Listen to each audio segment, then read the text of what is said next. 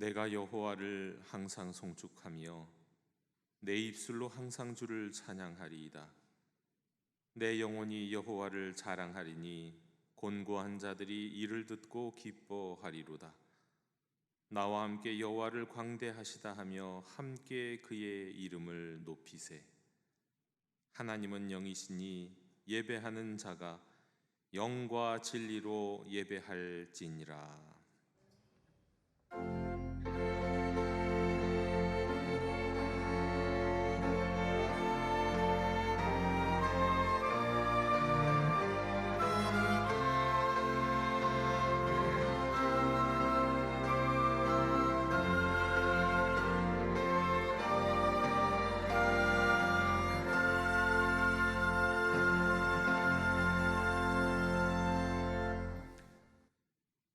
독생자를 보내주셔서 죄인들을 구원해 주신 하나님 아버지께 감사와 찬송과 영광을 돌립니다.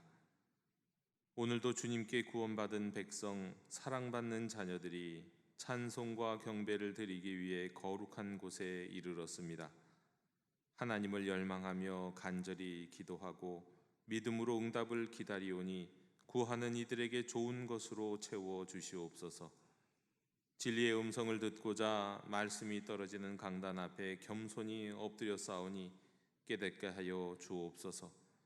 정성스럽게 준비한 예물을 겸손한 마음으로 드리오니 아벨의 제사처럼 기쁘게 받아 주시옵소서. 예수님의 이름으로 기원하옵나이다. 아멘. 다 함께 자리에서 일어나셔서 오늘 이곳에 계신 성령님을 찬양하시겠습니다.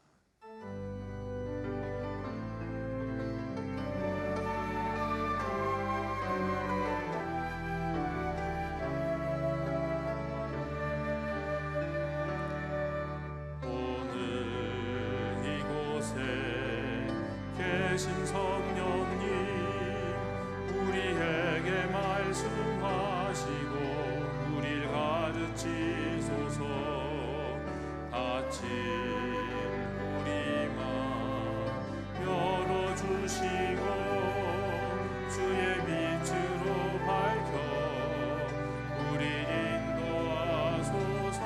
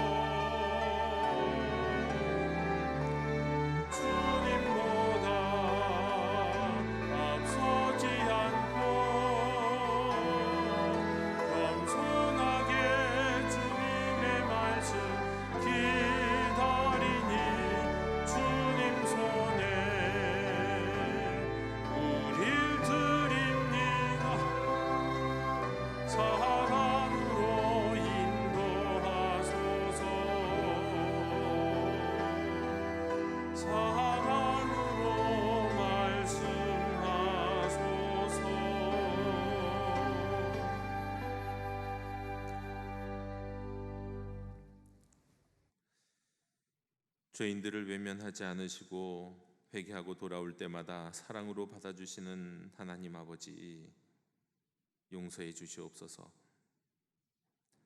주님의 사랑과 자비하심에 의지하여 이 시간 저희가 지은 모든 죄를 고백하며 회개합니다.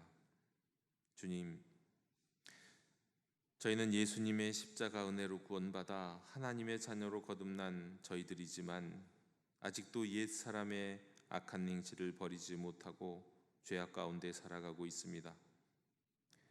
허망한 욕심을 따라 무익한 말을 했고 육신의 정욕에 눈이 워도져 썩어 없어질 세상 것을 추구하며 살았습니다.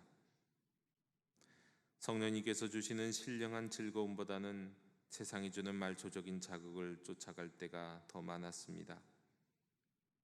진리의 말씀에는 눈을 닫았고 영생으로 인도하시는 성령님의 음성에는 귀를 막고 살았습니다. 주님, 상하고 통회하는 심령으로 회개하오니 이 모든 죄를 용서해 주시옵소서. 긍휼을 베풀어 주시옵소서.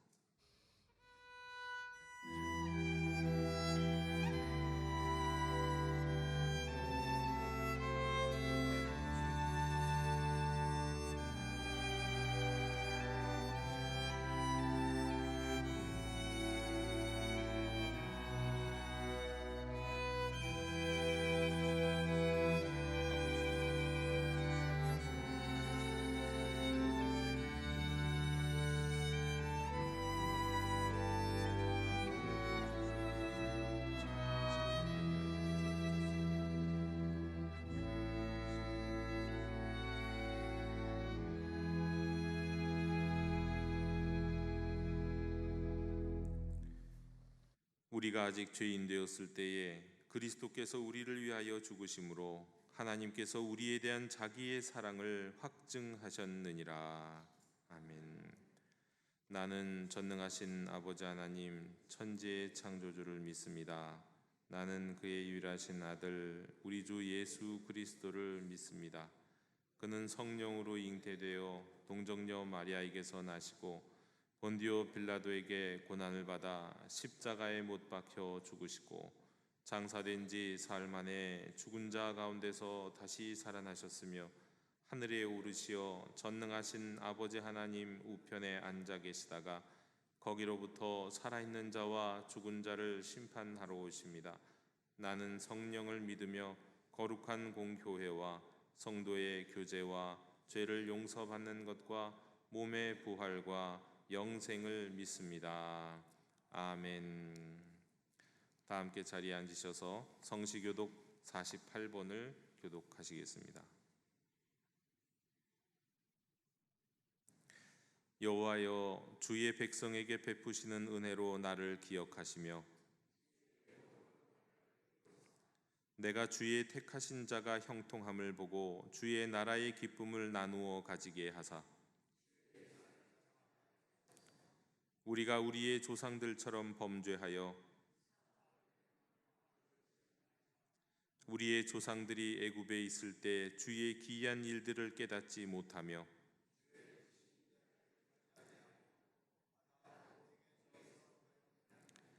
그러나 여호와께서는 자기의 이름을 위하여 그들을 구원하셨으니 이에 홍해를 꾸짖으시니 곧 마르니 그들을 인도하여 바다 건너가기를 마치 광야를 지나감 같게 하사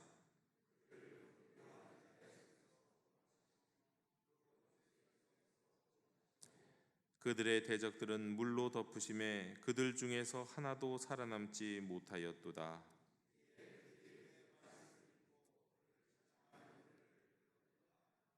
아멘.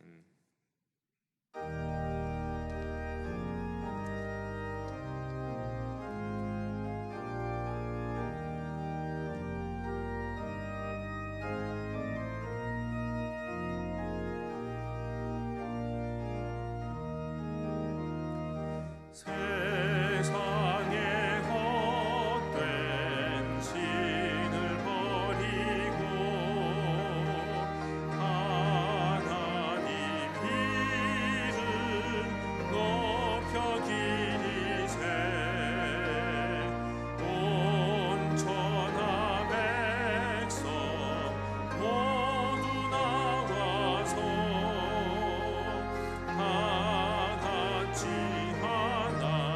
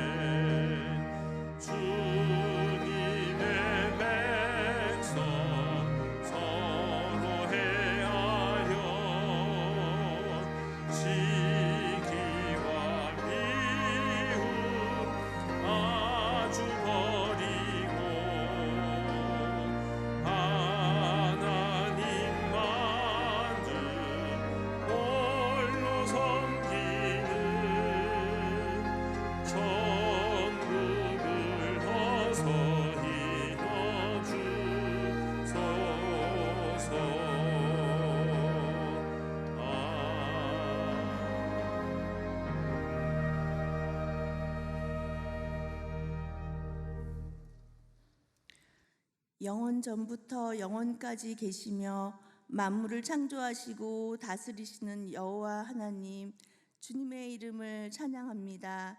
죄인인 저희를 사랑하시기로 결정하시고 영원한 죽음에서 생명으로 옮겨 자녀 삼아 주신 하나님의 은혜를 감사드립니다.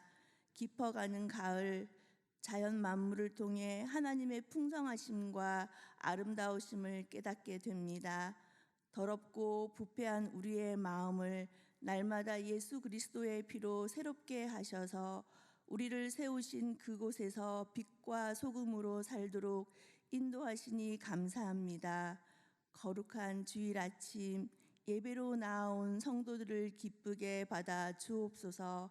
갈 바를 모른 채 오직 하나님의 말씀만 의지하여 믿음의 인내를 이룬 아브라함처럼 저희도 믿음으로 예수님의 승리를 누리게 하시고 우리의 착한 행실로 말미암아 세상이 복을 받게 하시고 하나님께 영광 돌리게 하여 주옵소서.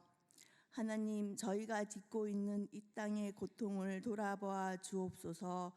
곳곳이 전쟁의 소리와 위기로 가득합니다.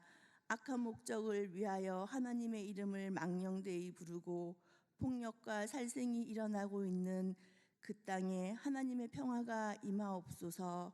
각 나라의 지도자로 세워진 자들에게 하나님의 지혜를 부어주시고 겸손히 자신을 약자를 위해 헌신할 수 있는 용기를 허락하옵소서.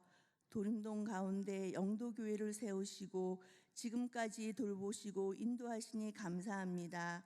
영도교회가 생명으로 넘쳐나고 장성한 분량이 충만한 데까지 이르도록 더욱 성령의 인도를 받는 교회 되기를 기도합니다.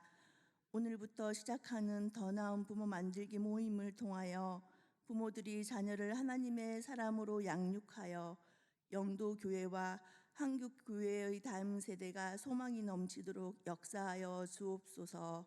성도들이 육신의 질병과 신앙의 회복, 경제적인 위기, 자녀의 진로를 두고 하나님께 부르짖는 그 기도에 선하게 응답하여 주시고 그 속에서 하나님의 뜻을 발견하고 친밀함에 거할 수 있도록 하옵소서. 예배를 돕는 앙상블과 예배위원, 보이지 않는 곳에서 헌신하는 자에게 하나님의 평강을 주옵소서. 박경원 목사님을 붙들어 주시어 성령의 감동으로 말씀하게 하시고 저희는 하나님의 말씀으로 받게 하옵소서. 이 시간 온전히 하나님만 바라보기를 원합니다. 인도하옵소서. 이 모든 말씀 우리를 구원하신 예수님의 이름으로 기도합니다. 아멘.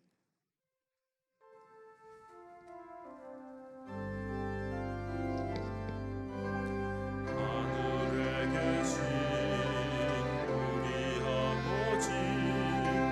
아버지의 이름을 거룩하게 하시며 아버지의 나라가 오게 하시며 아버지의 뜻이 하늘에서와 같이 땅에서도 이루어지게 하소서. 오늘 우리에게 일용할 양식을 주시고 우리가 우리에게 잘못한 사람을 용서하여 준 것 같이 우리 죄를 용서하여 주시고 우리를 시험에 빠지지 않게 하시고 악에서 구하소서. 나라와 권능과 영광이 영원히 아버지의 것입니다.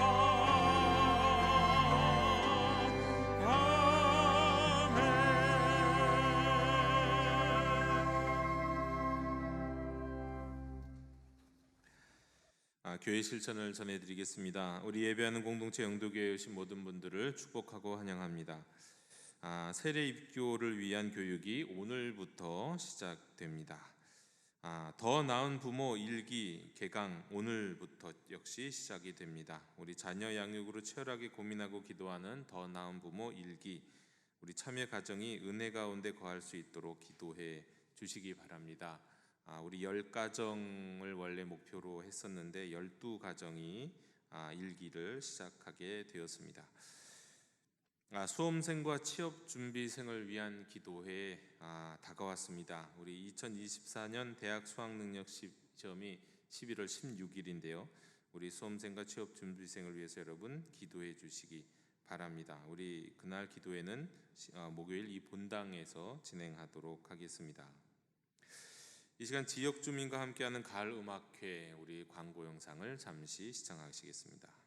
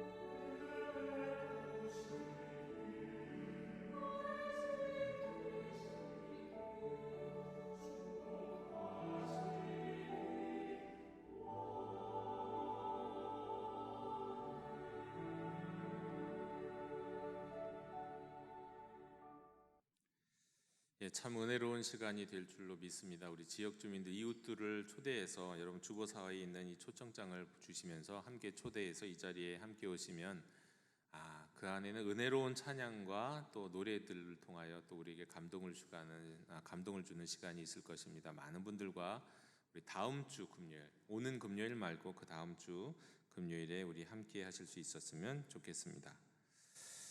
교우동정입니다. 하나님의 위로를 빕니다. 우리 임경락 집사님의 모친이 지난주에 별세하셨습니다. 유족들을 위해서 기도해 주시고 위로해 주시기를 바랍니다. 축하드립니다. 우리 윤홍선 집사님, 전숙정 권사님의 장녀 윤은혜 양이 오는 토요일 결혼합니다. 축복의 발걸음 또 격려 부탁드리겠습니다. 이상으로 우리 교회 실천 모두 전해드렸습니다. 이제 다 함께 자리에서 일어나시면서 서로 앞뒤에 계신 분들과 함께 평화 인사를 나누시겠습니다. 주님의 평화를 빕니다. 주님의 평화를 빕니다. 우리 말씀을 위한 찬송을 함께 부릅니다.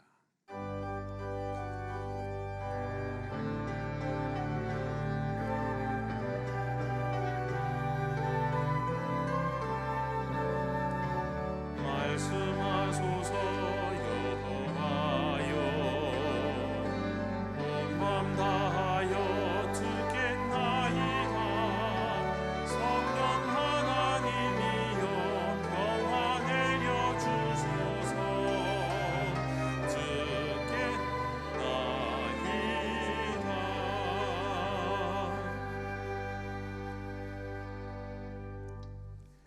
오늘 우리에게 주시는 하나님의 말씀은 빌립보서 1장 12절에서 21절까지의 말씀입니다. 하나님의 말씀을 경청하십시오. 형제들아, 내가 당한 일이 도리어 복음 전파의 진전이 된 줄을 너희가 알기를 원하노라. 이러므로 나의 매임이 그리스도 안에서 모든 시위대 안과 그 밖에 모든 사람에게 나타났으니 형제 중 다수가 나의 매임으로 말미암아 주 안에서 신뢰함으로 겁없이 하나님의 말씀을 더욱 담대히 전하게 되었느니라. 어떤 이들은 투기와 분쟁으로, 어떤 이들은 착한 뜻으로 그리스도를 전파하나니 이들은 내가 복음을 변증하기 위하여 세우심을 받은 줄 알고 사랑으로 하나 그들은 나의 매임에 더 괴로움을 더하게 할 줄로 생각하여 순수하지 못하게 다툼으로 그리스도를 전파하느니라. 그러면 무엇이냐? 거칠애로 하나님 하나 참으로 하나 무슨 방도로 하든지 전파되는 것은 그리스도니 이로써 나는 기뻐하고 또한 기뻐하리라. 이것이 너희의 간구와 예수 그리스도의 성령의 도우심으로 나를 구원에 이르게 할 줄 아는 고로 나의 간절한 기대와 소망을 따라 아무 일에든지 부끄러워하지 아니하고 지금도 전과 같이 온전히 담대하여 살든지 죽든지 내 몸에서 그리스도가 존귀하게 되게 하려 하나니 이는 내게 사는 것이 그리스도니 죽는 것도 유익함이라. 아멘. 자리에 앉으시겠습니다.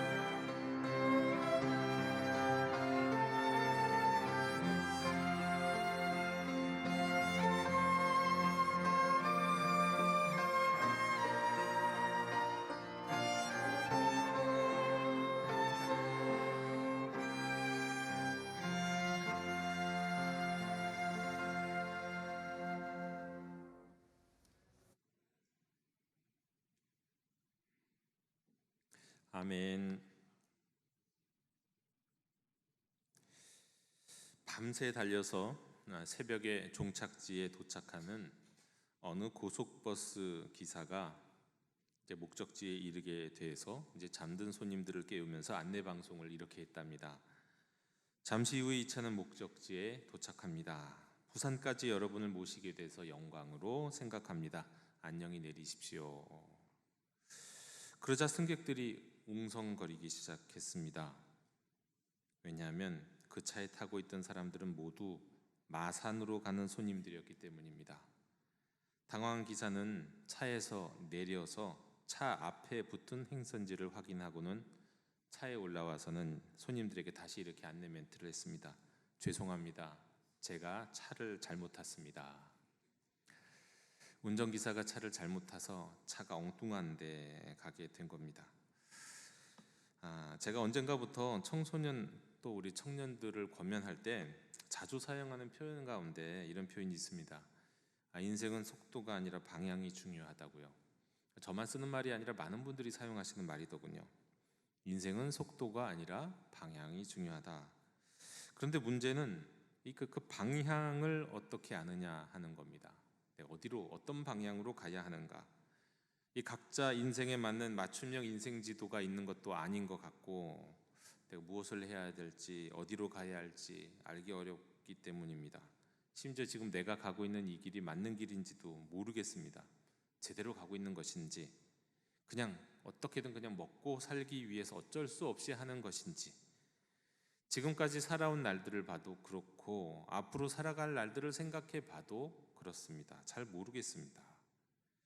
내가 갖고 있는 이 길이 이 방향이 과연 옳은지를 알 수 있는 방법 그게 무엇일까요? 제대로 가고 있는지를 말이죠, 확인할 수 있는 방법. 저는 그 중에 하나가 열정이라고 생각합니다. 열정. 미국의 라이프 처치 담임 목사님이 이 크레이그 그리스텔이라고 하는 목사님이 하존이라는 책을 출판한 적이 있습니다. 우리나라에서는 이게 절판이 돼서 나오지 더 이상 않는데요. 이 하존은 히브리어입니다. 영어로는 되게 비전이라고 번역하는 단어입니다. 사실은 계시, 묵시라는 말이 더 어울리는 단어이기는 합니다. 근데 이 책에서는 인생의 비전을 찾는 가장 기본적인 원리를 제안합니다. 다음에 세 가지 영역이 겹치는 이 공통 분모를 찾아라. 그것이 당신의 인생의 비전이 될 가능성이 높다고 말합니다. 첫 번째는 내 인생 가운데서 내가 실제로 해본 이력이 있는 것, 내가 실제로 해본 일들을 한번 생각해 보는 겁니다. 두 번째는 내가 하는 일 중에서 잘하는 것, 나만 잘한다고 생각하는 것이 아니라 다른 사람도 인정하는 재능입니다. 그리고 마지막으로 열정이 불러일으켜지는 것. 이 세 가지 원의 가운데 중첩되는 그것이 바로 당신의 비전이다라고 말을 합니다. 저는 이제 오늘 말씀에 이 비전, 열정을 불러일으키는 이것과 관련해서 오늘 말씀이 이제 주목하기를 원합니다. 왜냐하면 오늘 말씀에서 이 열정이라는 말과 가장 합당하고 가까운 말이 바로 나의 간절한 기대와 소망을 따라, 나의 열정을 따라라는 이 사도 바울의 이 표현이 열정에 대해서 아주 잘 말씀해주고 있기 때문입니다. 우선 오늘 말씀 빌립보서입니다. 빌립보서는 사도 바울이 옥중에서 쓴 편지입니다. 그것도 로마의 옥중이었을 것이라 한번 추정해 볼 수가 있습니다. 로마에 이른 사도 바울은 거기까지 말하자면 이제 끌려서 죄수로 호송되었죠. 이 로마에 이른 바울은 처음에는 로마에 도착해서 가택구금 상태에서 비교적 자유로운 옥중 생활을 했습니다. 손님도 만나고 찾아온 이들에게 복음도 전할 수 있었고 가르치기도 할 수 있었습니다. 집에서 나가지 못하고 갇혀 있었을 뿐입니다. 그런데 이 그리스도교에 대한 네로 형제의 태도가 어느 날 변했습니다. 그래서 그리스도인들은 시위대 감옥으로 이송이 된 것으로 보입니다. 시위대 감옥은 제대로 된 감옥입니다. 로마 시민도 사형시킬 수 있는, 그래서 사형이 이루어지기도 하는 엄격한 감옥이었습니다. 때문에 사도 바울은 이전보다도 더 죽음에 대해서 많은 묵상을 하게 되었을 것입니다. 최근에 어떤 기사를 보니까 우리나라의 경우에는 실질적으로 사형 집행이 정지된 나라인데 최근에 어떻게 이 전국의 사형수들을 실제로 사형 집행이 이루어져 온 서울구치소로 모아서 이송시켰다라는 이야기를 들었습니다. 그랬더니 그 사형수들의 분위기가 아주 달라졌다는 이야기를 들었어요. 사도 바울도 이 사형이 이루어지는 집행이 되는 이 로마의 시위대, 그곳에 갇혀 있을 때 분명 죽음에 대해서 더 많이 생각하고 더 많은 묵상을 하게 됐을 겁니다. 근데 이제 사도 바울이 이 옥중 서신을 보낸 것으로 보이는 이 로마의 또 다른 상황들은 이랬습니다. 일단 로마에는 사도 바울이 도착하기 전에 교회가 먼저 있었습니다. 어떻게 교회가 먼저 있었을까요? 누가 전했을까요? 아마도 사도행전에서 그 놀라운 예루살렘의 놀라운 그 부흥의 역사를 통해서 예루살렘에 왔다가 사도들의 증거를 받고 성령을 받은 이들이 로마로 돌아와서 세운 교회가 있었을 겁니다. 대부분은 유대인이요, 약간의 이방인들이 있었습니다. 이 로마의 교회는 진정한 다문화 교회였습니다. 아니, 예루살렘 교회도 다문화 교회였지만 예루살렘 외에 있는 모든 교회들이 사실은 첫 교회들은 다문화 교회였어요. 그러다가 글라우디우스 황제 때 유대인 추방령이 내려져서 로마에는 이방인들만의 교회가 되었습니다. 본래 바울은 다른 사람이 터를 닦은 곳에는 집을 짓지 않는다는 원칙을 갖고 있었죠. 하지만 유대계 그리스도인들이 떠난 곳이라 이 남아있는 이방인 출신 그리스도인들에게는 바른 가르침과 위로와 권면이 필요하다 싶어서 쓴 서신이 바로 로마서입니다. 그런데 그 로마서가 도착할 즈음에 유대계 그리스도인들이 다시 들어왔습니다. 거기에 바울이 로마에 도착해서 이제 가택연금 상태에서 복음의 영향력을 또 끼치게 됩니다. 그러다가 상황의 변화로 인해서 시위대 감옥으로 옮겨졌을 때 이 로마에 있는 사람들 가운데 바울을 시기하던 이들이 이제는 자신의 영향력을 확대하려고 더 열심히 시기하는 마음으로 열심히 복음을 전했습니다. 이들은 이단도 아니었고 율법주의자들도 아니었는데 하지만 바울을 경쟁자로 여기면서 그를 힐난하기도 했습니다. 그래서 바울은 안타까워하면서 그러나 오직 복음이 전해진다면 그것으로 충분하다 이렇게 고백합니다. 자, 그럼 이 빌립보 서신을 받게 된 빌립보 도시는 어떤 곳일까요? 빌립보는 전형적인 로마 도시, 유대인들이 아주 드문 작은 로마, 스스로 작은 로마가 되고자 하는 도시였어요. 그래서 어떤 도시들보다도 철저하게 로마화를 주장하는 도시, 철저히 황제를 숭배하는 도시였습니다. 바울은 2차 선교 중에서 이 빌립보에 들렸습니다. 성령이 아시아에서 말씀을 전하지 못하게 하시고 환상 가운데서 마게도냐 사람이 딱 나타나서 와서 우리를 도우라 해서 바다를 건너가서 도착한 그곳이 빌립보였습니다. 본래 모든 다른 유대인들과 마찬가지로 어느 곳에 가든지 먼저 바울은 유대인 회당을 그곳에서도 찾아갔어요. 이 유대인 회당은 디아스포라 유대인들의 항상 거점이 됐습니다. 어디를 가든지요. 그것은 예배와 신앙교육의 중심이고 뿐만 아니라 여행객의 숙소가 되기도 하고 또 직업을 알선해 주는 곳이기도 했습니다. 아주 중요한 모임 장소였어요. 유대인들은 어디를 가든지 회당을 먼저 세웠어요. 성년 남자 10명이 있으면 됐습니다. 그런데 그 10명이 없어서 회당이 없었던 곳이 빌립보입니다. 사실 이 아시아 전체 지역과 그리스 전체 지역의 유대인들이 다 흩어져서 이 회당이 없는 것이 드물었습니다. 자, 때문에 안식일에 기도할 곳을 찾다가 강가로 갔는데 하나님을 경외하는 자 루디아를 만난 거예요. 그러니까 이방인이지만 여호와를 유대교인이 된 이 사람이 있었던 겁니다. 그 루디아를 만나고 그 루디아에게 복음을 전하고 그녀와 그녀의 가족들에게 세례를 베풀었습니다. 그녀는 이제 빌립보 교회의 지도자가 돼요. 그리고 그녀의 집은 교회가 됩니다. 그리고 그곳을 중심으로 복음을 전하다가 점치는 귀신 들린 여종의 귀신을 쫓게 되고 그 주인들의 고소로 매를 맞고 감옥에 갇히게 되는 일도 벌어집니다. 여러분, 그 감옥에서 무슨 일이 일어나는지 아시죠? 바울과 실라가 찬양하는 가운데 지진이 열리고 옥문이 열리고 이 놀라운 경험을 하잖아요. 그런데 그때 옥문이 열렸을 때 나중에 이것을 알게 된 간수가 이것을 보고 그 안에 있는 죄인들이 다 탈출한 줄 알고, 그러면 간수가 다 책임져야 되거든요. 그러다 보니까 두려움 가운데 간수가 자결하는 것을 딱 가로막고는 이렇게 유명한 말씀을 선포하잖아요. 사도행전 16장 31절, 주 예수를 믿으라, 그리하면 너와 내 집이 구원을 얻으리라. 그리하여 간수와 간수의 집은 세례를 받고 교인이 된 곳, 그곳이 바로 빌립보입니다. 이 빌립보 교회가 바울을 사랑했죠. 바울을 후원했어요. 헌금도 보냈어요. 그래서 바울은 감사하는 마음으로 편지를 보내고 또 이 빌립보에 여러 문제들이 생겼다는 것을 듣고는 가르치기 위해서, 위로하기 위해서, 권면하기 위해서 이 빌립보서를 쓰게 된 겁니다. 이런 상황에서 바울은 이제 로마에서 일어난 상황을 그들에게 얘기합니다. 바울은 바울 자신을 시기하면서 경쟁하듯 복음을 전하는 이들이 있다는 것을 이 빌립보 교인들에게 이야기를 해요. 그런데 이렇게 고백합니다. 빌립보서 1장 18절. 자, 그러면 무엇이냐? 거칠어로 하나 참으로 하나 무슨 방도로 하든지 전파되는 것은 그리스도니 이로써 나는 기뻐하고 또한 기뻐하리라. 근데 저는 솔직히 이 말씀을, 이 사도 바울의 이 표현을 오랫동안 잘 이해하지 못했습니다. 이해하지 못한다기보다는 동의하지 못했습니다. 왜냐하면 내용이 동기, 형식과 무관할 수 있는가 하는 것이었습니다. 어떻게 보면 이건 굉장히 철학적인 문제이기도 합니다. 내용이 동기, 형식과 무관할 수 있는가. 사랑과 섬김과 은혜의 복음을 경쟁이라고 하는, 시기라고 하는 그릇에 담아서 전한다는 것이 이게 말이 되는가? 내용만 옳다면 동기는 어떠해도 그 포장은 어떠해도 상관이 없다는 말인가?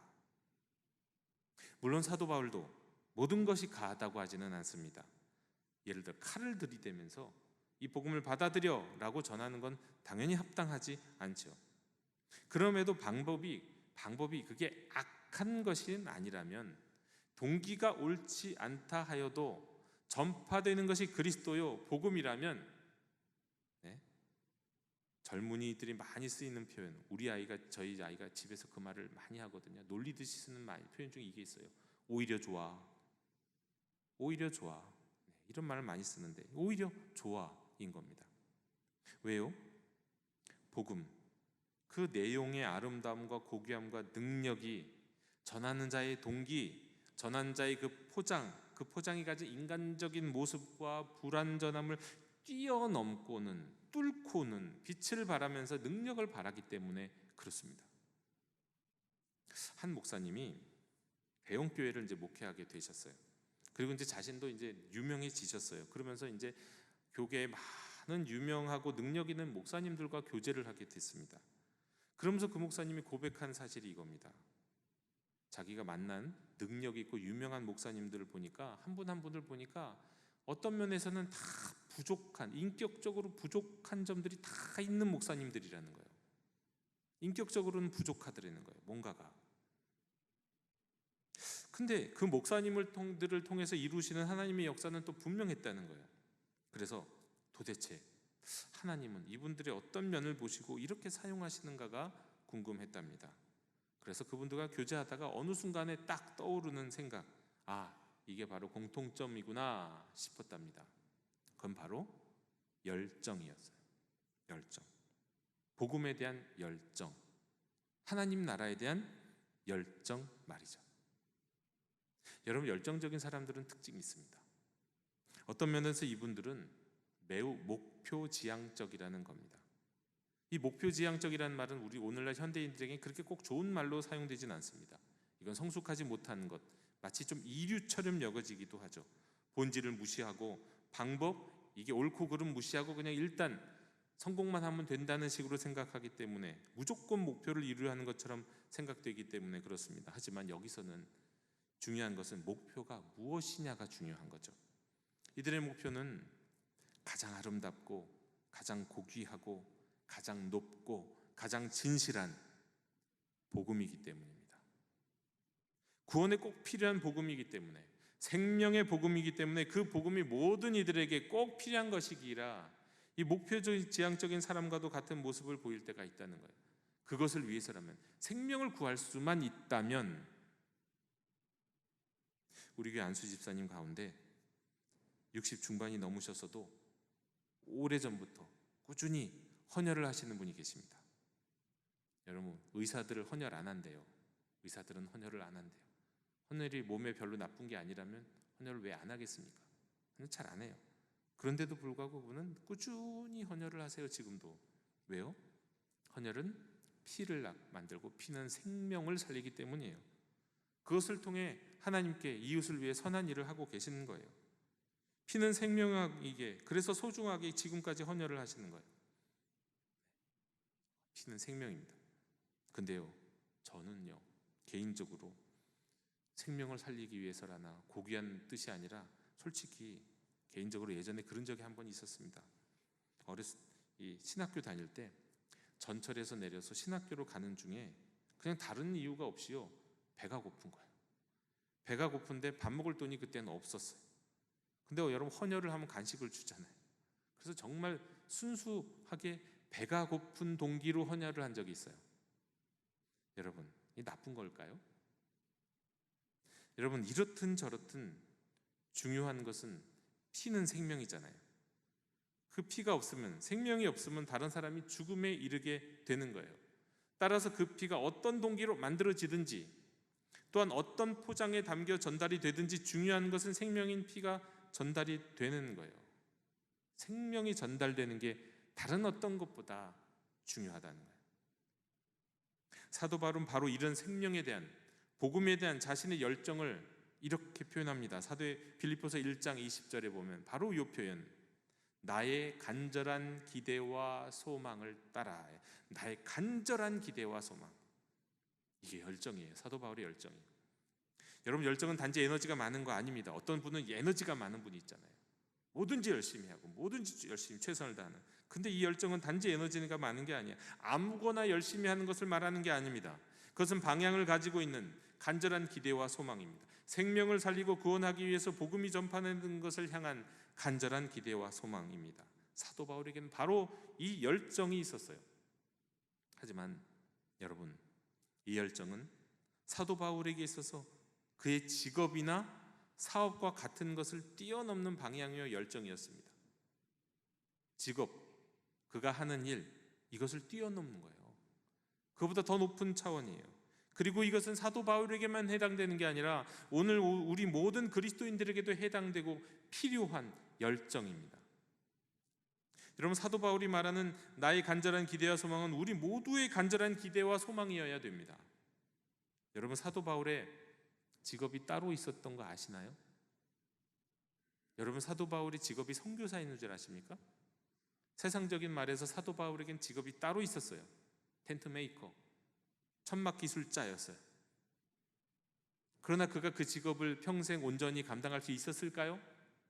그는 본래 그 직업과 능력을 갖고 있는 사람이었지만 그 직업은 할 수도 있고 못할 수도 있는 거였어요. 왜요? 실제로 그는 감옥에 갇혀서 로마로 끌려고 호송당하는 그 긴 시간 동안은 그의 직업은 없는 거고 사라진 거고 무직자가 된 거나 마찬가지였어요. 그러나 그의 열정은 멈추지 않았어요. 그의 직업은 멈춰도 그의 열정과 그를 향한 하나님의 부르심은 멈추지 않았어요. 그 인생의 방향은 항상 동일했어요. 왜냐하면 그 직업보다도 높은 부르심이 있었기 때문입니다. 세상을 구원하는 복음을 전파하라고 하는 그 부르심이 있었기 때문이에요. 그래서 그는 감옥에서도 어디에서도 매를 맞는 상황 속에서도 찬양하며 기도하면서 하나님을 향하여 그 부르심을 향하여 열정을 다해 계속해서 나갈 수 있었던 거예요. 감옥에서도요. 내 사회에 내가 돈에 어떤 사업의 문제에서 문제가 있어서 사업을 잃고 직장을 잃어도 여러분, 복음, 생명을 전하는 이 부르심만은 영원히 변하지 않는 겁니다. 우리는 다른 것들은 중간에 포기하고 내려놓는 일이 있다 할지라도요, 이 부르심만은 영원해요. 감옥에서도 멈출 수 없고 죽음 앞에서도 멈출 수 없는 겁니다. 사도행전 2장 24절, 나의 달려갈 길과 주 예수께 받은 사명 곧 하나님의 은혜의 복음을 증언하는 일을 마치려 하면은 나의 생명조차 조금도 귀한 것으로 여기지 아니하노라. 사명, 복음을 전하는 사명, 이 생명을 전하는 사명, 그리스도를 증언하는 이 사명을 마치려 하면 생명조차 중요하지 않다. 생명을 잃는 것조차도 중요하지 않은 것, 생명보다도 더 높은 고귀한, 육체의 생명보다도 더 고귀하고 높은 부르심이 사도 바울을 일생 동안 이끌었습니다. 성도 여러분, 우리 인생에서 직업은 나이로 인해서 또 개인적으로나 가정적으로 심지어는 세계 경제, 지금과 같은 세계 경제의 흐름 등의 이유로 바뀔 수 있습니다. 여러분, 그런 것이 나의 간절한 기대와 소망이 될 수는 없어요. 우리에게는 우리 생명이 다하는 날까지 변하지 않을 간절한 기대와 소망, 우리의 열정을 다 바칠 만한 사명이 있습니다. 우리가 받은 생명, 이웃을 구원할 생명, 이 복음이 땅끝까지 전파되어야 한다는 이 목표와 방향을 향한 열정. 여러분, 이 열정은 우리가 죽는 그 순간, 그렇죠, 우리의 인생이 마감하는 그 순간까지 우리에게 꼭 필요한 열정이요, 우리 인생의 방향입니다. 이 열정이 우리 인생의 직업과 개인적인 성공 여부를 넘어서 우리를 이끌어 가야 합니다. 이 땅에서 살아가기 위한 직업과 삶의 방식대로 변화무쌍해야 합니다. 우리의 영적인 삶과 방향과 영적인 열정이 확고하면 여러분, 이런 것들이 다 변화해도요, 다시 말해서 우리가 하나님의 일을 위하여 간절한 기대와 소망으로 우리의 마음과 뜻과 정성을 다할 때 우리의 삶을 하나님께서는 채우시고 이끄시고 인도하실 겁니다. 그러므로 불안해할 필요가 없습니다. 생명을 살리는 복음 전파와 하나님의 말씀에 순종하고자 하는 이 사명은 우리가 이 땅에서 어떤 직업을 갖고 살아가느냐보다 훨씬 더 높은 부르심이고 변하지 않는 영원한 부르심이에요.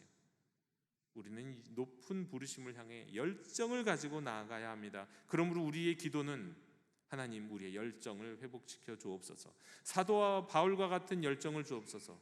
우리 영도교회의 기도는 교회의 성장이나 이런 것들이 아니라요, 우리 교회가 이 복음을 땅끝까지 증언하는 이 열정을 회복시켜 주옵소서, 이 기도가 되어야 하는 겁니다. 여러분, 이것이 가치 있는 이유는요, 이 비전이, 이 열정이 향하는 이것이 바로 하나님의 비전과 맞닿아 있기 때문이에요. 영원하시고 전능하신 하나님이 태초에 천지를 창조하실 때 가지고 계셨던 비전, 지난번에 말씀드렸죠. 요한계시록 21장에서 보여주시는 하나님의 비전은 무엇이라고요?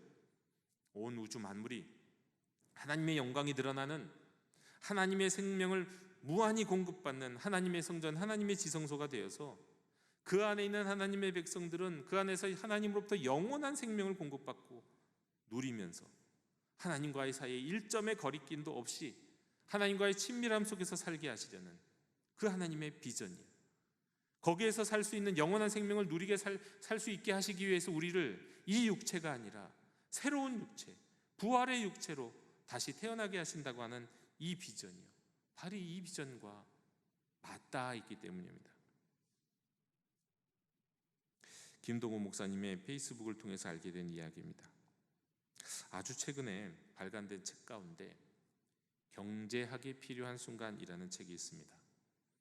이 책의 저자는 현재 홍콩 과기대 교수인 김현철 교수입니다.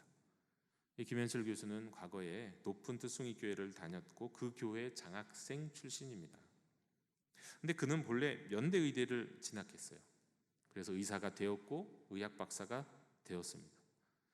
그런데 그는 믿음 안에서 세상의 빈곤을 치료하는 의사가 되겠다면서, 말하자면 더 큰 맥락에서 생명을 살리는 사람이 되겠다면서 경제학을 공부하고 미국 콜롬비아 대학에서 박사를 하고 역시 아이비리그 대학인 코넬 대학의 교수가 되었습니다. 그는 육신의 생명을 살리는 데 있어서 의료적인 접근보다 더 중요한 것이 있다는 것을 알게 됐어요. 더욱 큰 그림이 있다는 걸 알게 됐어요. 그건 사회 경제적인 차원입니다. 명백한 말기 유방암임에도 불구하고 이거를 부인하는 한 촌부를 만났습니다. 목숨을 걸고 이 땅에 온 하나원의 북한 이탈 주민들을 만났어요. 산재를 입고 서러워서 울던 외국인 노동자를 만났어요. 공중보건의 시절에 방문 보건 프로그램을 하면서 만났던 이 돌봄의 사각지대에 놓여있는 많은 환자들을 만났습니다. 말라리아로 아이를 잃고 밤새 구슬표게 울던 아프리카 말라위의 한 엄마를 만났어요. 눈에 초점을 잃은 채로 구걸하던 에티오피아의 임신부를 만났어요. 단돈 1,000원에 성인에게 성매매를 제한하던 아프리카의 소녀들을 만났어요. 이들은 누구보다도 더 빨리 죽는다는 것을 알았어요. 이들을 위해서 필요한 건 의료 체계가 아니었어요. 경제적인 문제라는 것을 알았어요. 그래서 김현철 교수는 이들을 도울 수 있는 방법은 의학이 아니라 경제학이라는 것을 생각하고 직업을 바꿨어요. 의사로 사는 게 훨씬 더 편안하고 윤택했을 텐데도 말이죠. 여러분, 그렇습니다. 우리에게 직업은 소중하여, 하지만 우리에게는 직업보다 더 높은 부르심이 있습니다. 그 높은 부르심을 향하여 간절한 기대와 소망 가운데 나갈 때 직업을 초월해서 우리를 하나님의 사람으로 사용하시고 인도하실 줄로 믿습니다. 우리가 온전한 방향을 향하여 우리의 영혼을 주목하고 나갈 때 하나님은 우리의 마음에 열정도 불러일으켜 주시고 그 열정을 감당할 수 있도록 이 땅에서 세속적인 직업도 또 우리가 해야 할 일들도 삶의 방향도 인도하여 주실 줄로 믿습니다. 사도 바울이 고백하는 나의 간절한 기대와 소망, 그것이 우리의 간절한 기대와 소망이 되기를 원합니다. 그 기대, 그 소망, 그 열정을 회복하고 그 열정을 다하는 인생이 되기를 원합니다. 이 기대와 소망은 영원하신 하나님의 비전, 하나님의 계획과 맞닿아 있는 아주 높고 고귀한 기대와 소망입니다. 그러므로 이 기대와 소망을 갖고 이 열정을 갖고 살아갈 때 마지막 때에 우리에게는 더 이상 후회가 없을 거예요. 후회 없는 인생을 살고 싶으십니까? 내가 하고 있는 이 직업이 문제가 아니에요. 그보다 더 높은 하나님의 부르심이 있음을 기억하면서 하나님이 주시는 열정을 가지고 그 높은 부르심을 향해 나가는 저와 여러분이 되시기를 주님의 이름으로 축원합니다. 하나님 감사합니다. 오늘 저희를 부르시는 말씀을 들었습니다. 이 높은 부르심을 향하여 열정을 가지고 나아갈 수 있도록 인도하여 주옵소서. 이 부르심이 나의 간절한 기대와 소망이 될 수 있도록 도와주시옵소서. 생명을 살리는 그리스도를 증언하는 이 놀라운 주님의 부르심을 향하여 우리의 직업을 뛰어넘어 주님의 뜻에 순종하며 나가는 저희들 되게 하여 주옵소서. 우리의 가슴을 뜨겁게 해 주시옵소서. 예수님의 이름으로 기도하옵나이다. 아멘. 이 시간 응답의 찬송 505장 부르시며 봉헌하시겠습니다.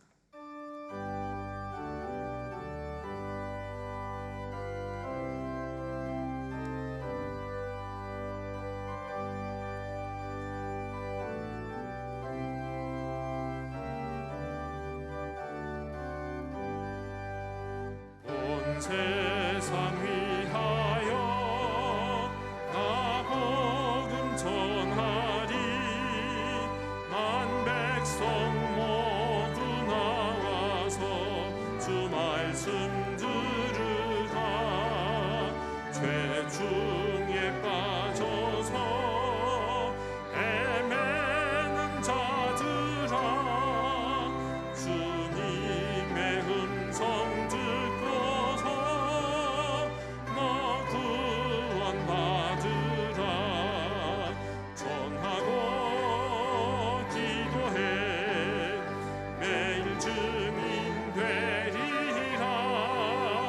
세상 모든 사람 다 듣고 그 사랑 알도록 온 세상 위하여 이 복음 전하리. 저 죄인 회개하고서 주 예수 믿으라. 이 세상 구하려 주 돌아가신 것 나 증거하지 않으면 그 사랑 모르리. 전하고 기도해 매일 증인 되리라. 세상 모든 사람 다 듣고 그 사랑 알도록 온 세상 위하여 주 은혜 임하니. 주 예수 이름 힘입어 이모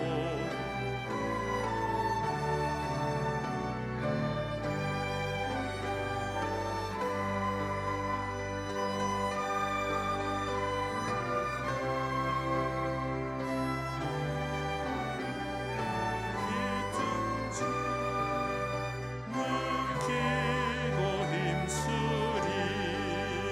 전하고 기도해 매일 증인 되리라. 세상 모든 사람 다 듣고 그 사랑 알도록.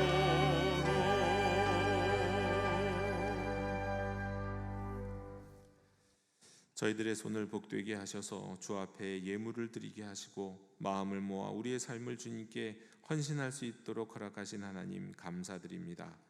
사랑하는 마음으로 드리오니 우리의 예물을 받으시고 부족한 것이 있으면 은혜로 우리의 예물이 온전케 해 주시옵소서. 11조를 드렸사오니 우리의 헌신을 받아주시고 감사의 예물을 드렸사오니 감사가 더욱 흘러넘치게 하여 주옵소서. 또한 구제헌금, 성교헌금, 기타 헌금으로 드리는 모든 예물들 위에 열매들이 맺혀지게 해 주시옵소서. 하나님, 이름 없는 곳에서 봉사로 셀과 교회 학교와 여러 부서의 리더와 교사와 부원으로 헌신의 예물을 드립니다. 각양 아름답고 향기로운 제목의 제물 받으시고 이제 우리들이 주님 앞에 예물 되게 하시며 드려진 자로 살아가는 은혜가 있게 해 주옵소서. 우리 구주 예수 그리스도 이름으로 봉헌기도 드리옵나이다. 아멘.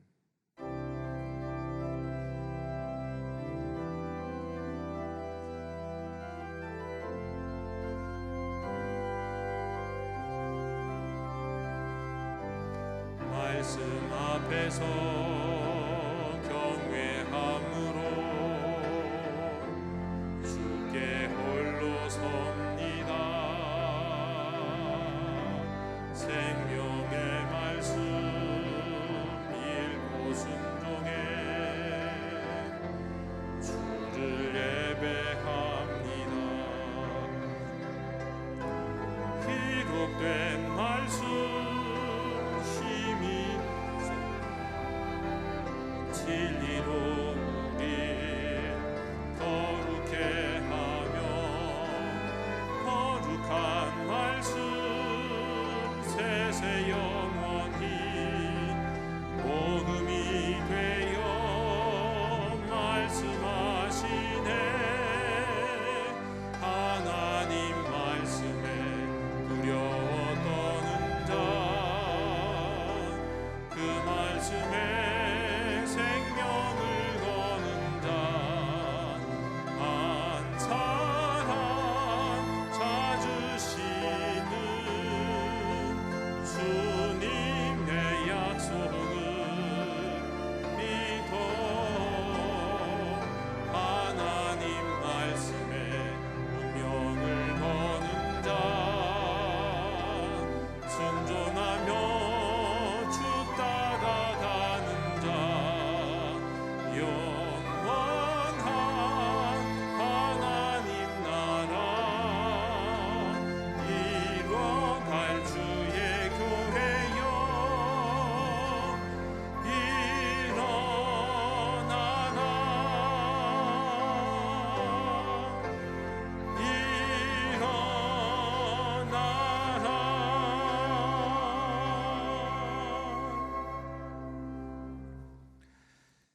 간절한 기대와 소망으로 복음이 땅 끝까지 전파되기를 원하는 모든 하나님의 자녀들 머리 위에 주 예수 그리스도의 은혜와 하나님 아버지의 사랑과 성령님의 교제가 영원토록 함께 계시기를 간절히 축원하옵나이다.